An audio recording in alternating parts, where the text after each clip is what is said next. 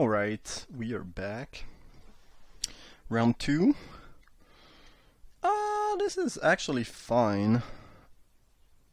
It is a little bit clunky though. So I guess we play Pilgrim first. It's a little bit clunky because we don't have double green, because I think we'll traverse for black to play Bitter Blossom next turn. Does that change things?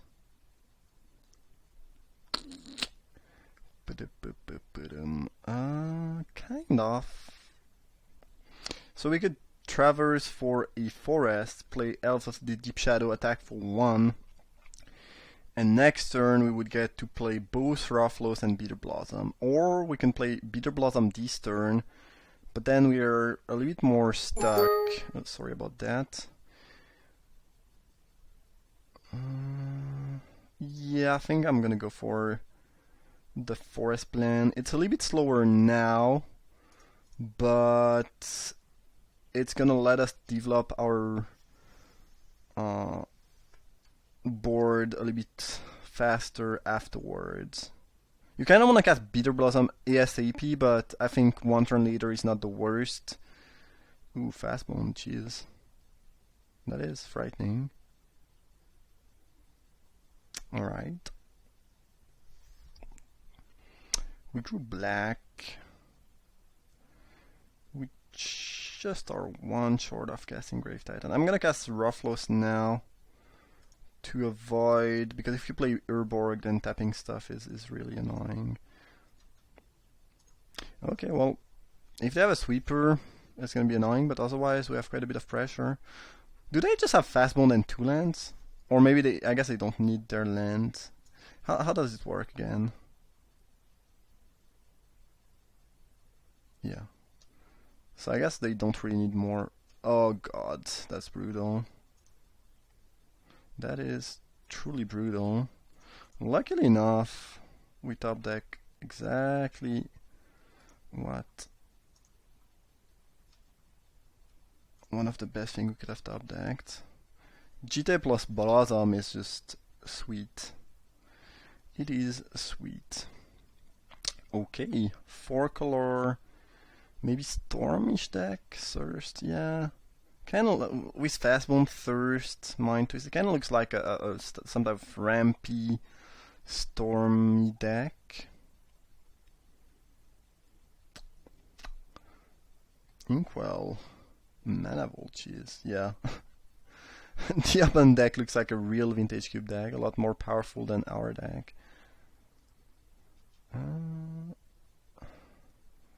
Yes, I believe this is a matchup where we need to deal as much damage as we can, as quickly as possible, so I'm just gonna do that and beat down. We have lethal next turn, I'm pretty sure, but I could imagine them killing us now, depending on what they have.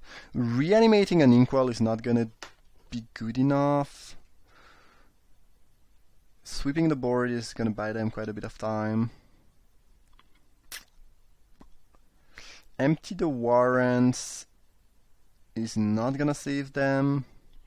We are virtually at 22 of the GT, so killing us with Tendrils might be a little bit difficult.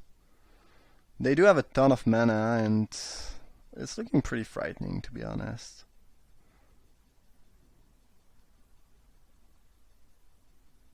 Fastbone did not do anything good yet, if I'm not mistaken. This could be a Mana Vault. Not a Mana Vault. What's her name? Oh yeah, that's not what I was thinking about. They do have Spell Mastery, I believe. It's only 2 spell, right? Yeah. Yeah, I'm pretty sure we are dead here. Because they will have like 7 mana plus whatever card they need the most. If anything, they might just be able to fetch a sweeper. Yeah, this looks like a difficult matchup. This is what I want to be doing. I don't want to be on the side of the aggro, dirtily green deck. I mean, not really aggro, but I guess more of a ram deck, but still. I'd rather be the Storm guy.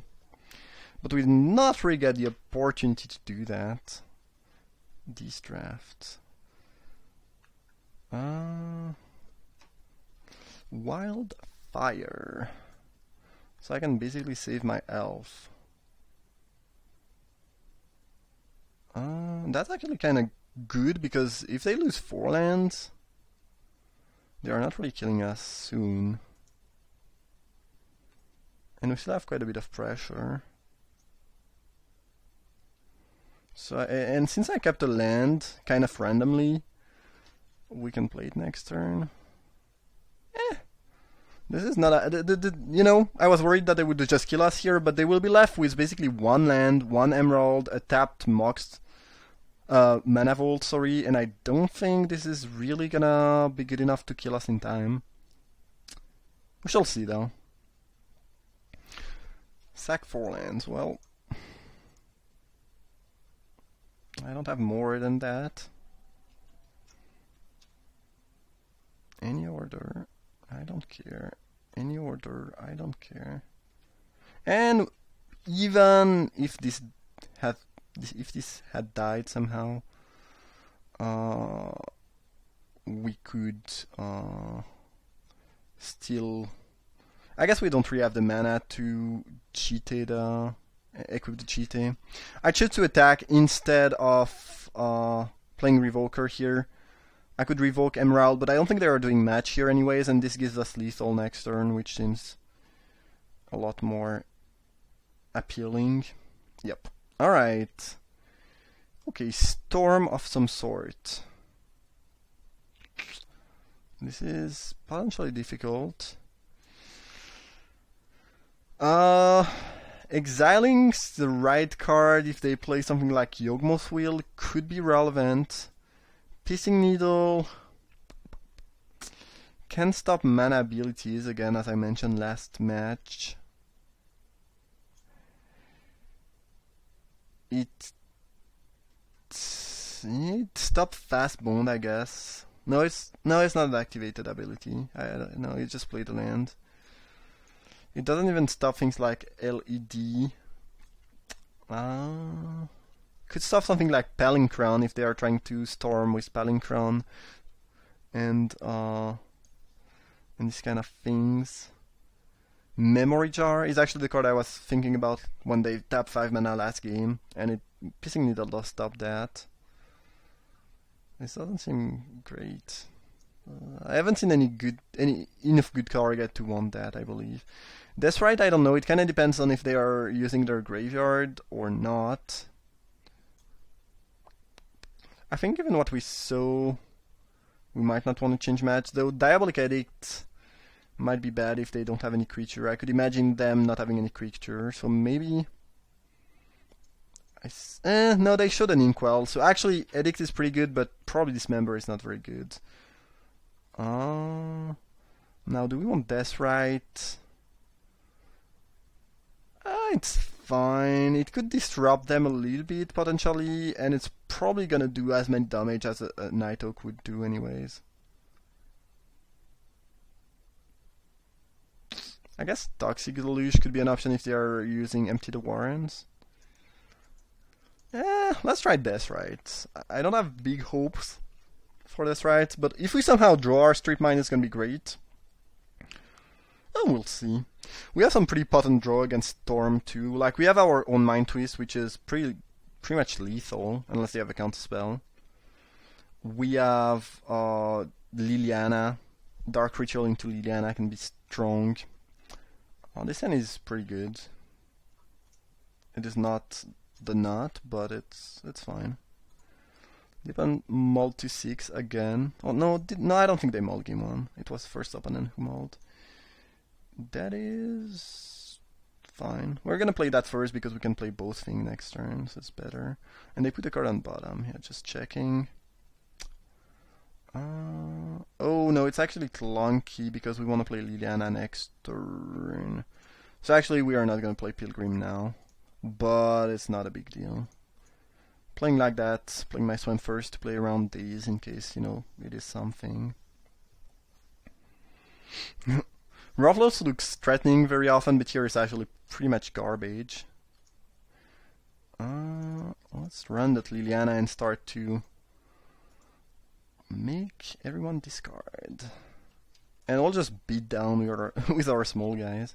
Liliana is pretty good against Storm though. Like, against regular Storm deck in constructed format, a little bit less, sometimes a little bit too slow, but the Storm deck in Vintage Cube requires quite a bit of resources to work, and Liliana is pretty good at, you know, stopping them. The Abyss is annoying, but I think Liliana is pretty problematic for them right here. Interesting.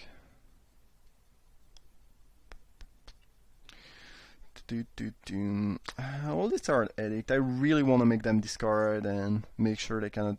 I mean, I believe they are Storm, but I'm not sure they are Storm. But when you see 4 colors, Wheel of Fortunes and whatnot, it's pretty likely that they are doing that. Now, playing the GTA and attacking doesn't actually do much. I think we'd rather play Pilgrim, just attack for 2. Next turn we sack Pilgrim to the Abyss. And Liliana is probably gonna be pretty good at stopping them. However, if they find some type of revolt to get rid of Liliana, the Abyss is gonna stop us quite efficiently for quite a bit of time.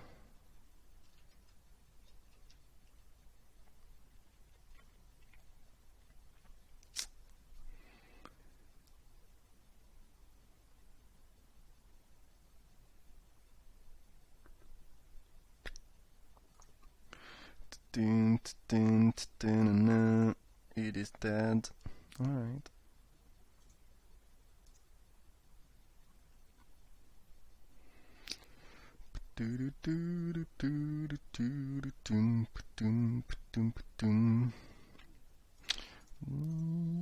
Liliana's doing quite a bit of work. We have 4 mana. Cradle was kind of a clunky draw because now we are still 2 mana away from casting any type of Grave Titan or things like that. However, we are at 24, the opponent is at 13. Ooh, Time Twister. That's actually quite interesting. The thing is, we can ultimate Liliana here.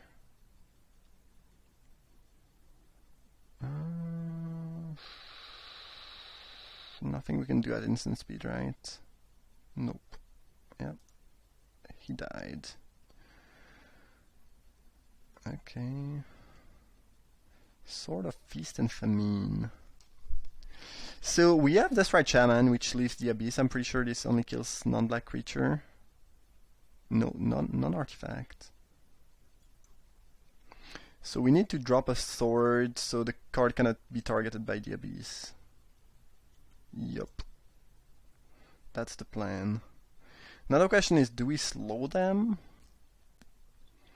using Liliana's ultimate, or do we get a little bit greedy and try to cast it next turn?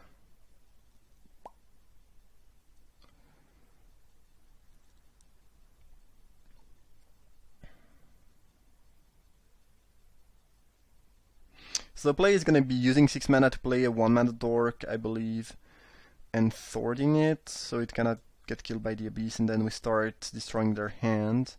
So I believe since we have the option to destroy their hand using swords instead of Liliana, I think we want to ultimate that. I'm gonna do it first because depending on so you can have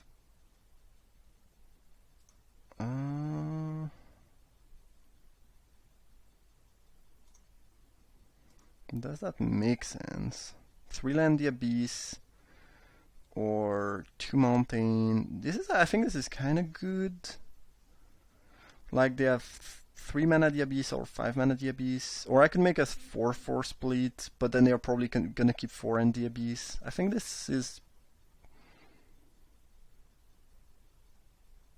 solid. They're probably gonna keep the Lotus.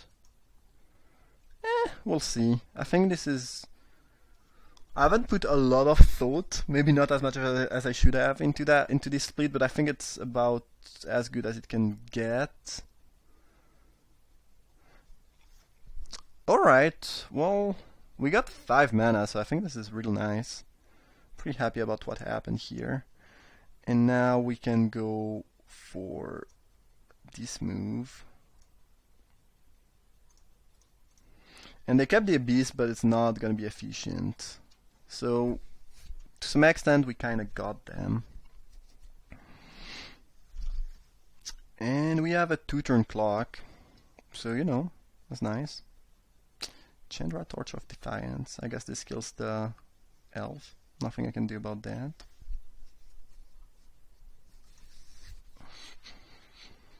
Now we can do the same thing with Ooze, basically.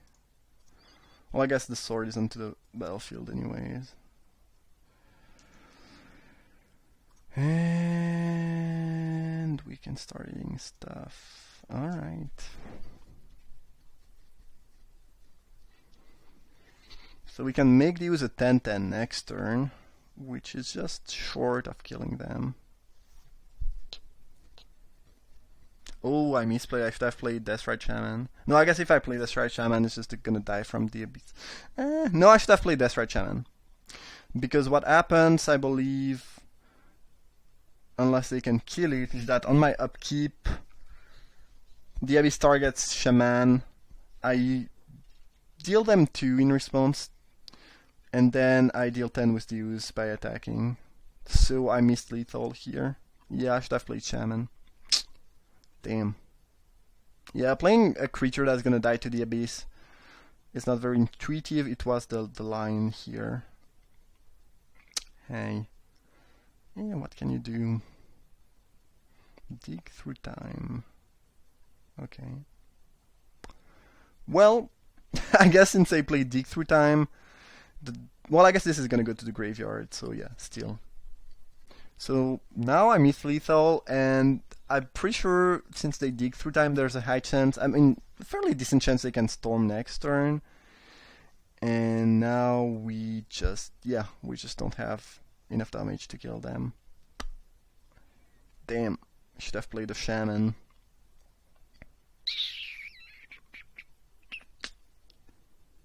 I was kind of in the mindset that playing more creature would not help because of the Abyss. And yeah, definitely a misstep. Anguish and making the Sword of Feast and Famine. Sure. Then I guess it doesn't matter.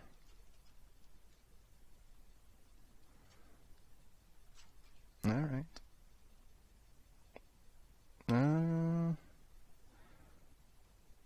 Yeah. If anything... No, actually it's... No. Question is what... So we can play 4 mana dorks. I'm not gonna play around Wildfire. If they go Chandra +2 and Wildfire, but then they are left without any land, and we can save a Jude with Cheetah, so it's not even that big of a deal. So the question is... I don't really need a lot of mana, actually.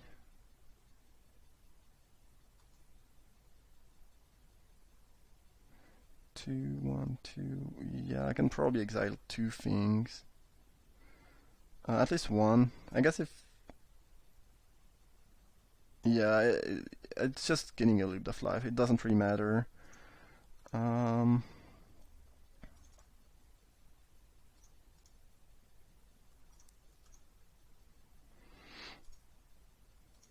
Okay, and we'll equip the Shaman because this is a creature we want to save if they have Wildfire. So I guess if they have Wildfire, the Abyss is still gonna get us afterwards. So there's not really any way to play around Wildfire here, I guess.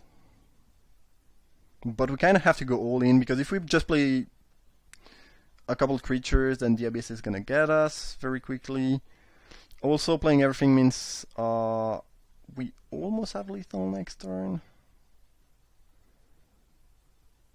We do have lethal if they use the mana from a Confluence. Okay, so this is quite good. Probably means they don't have the Wildfire in hand.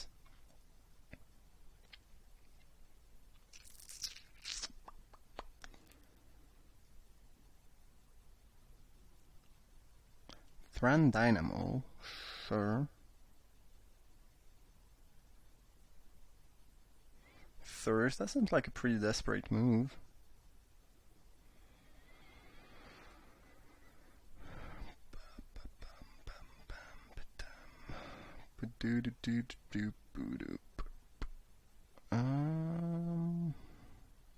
Yeah, we can put them down to 1.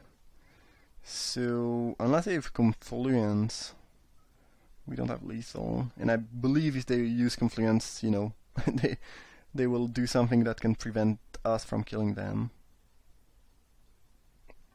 They did use it, but I assume... Oh, that's a misplay. Now they are dead. Oh, maybe they have something more, but they should not have gone down to 7 here. Maybe they forgot about the Cheetah's counter.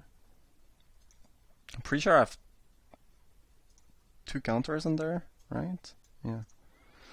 Well, we drew Mind Twist anyway, so it's probably game, but yeah. Going down to 7 here was not the best option. Alright, well, we got there. This was a pretty stressful matchup. The other deck seemed pretty sweet, like 5-color Storm. We did not see the Storm, but they had some pretty decent sideboard option against us. At least the Abyss is nice. But yeah, I don't know, the deck performed pretty well so far. We had some good draws, but turns out just dropping some solid creature and attacking works in Vintage Cube 2. So that was round 2. Hope you enjoyed. Thank you for watching, and see you for the final.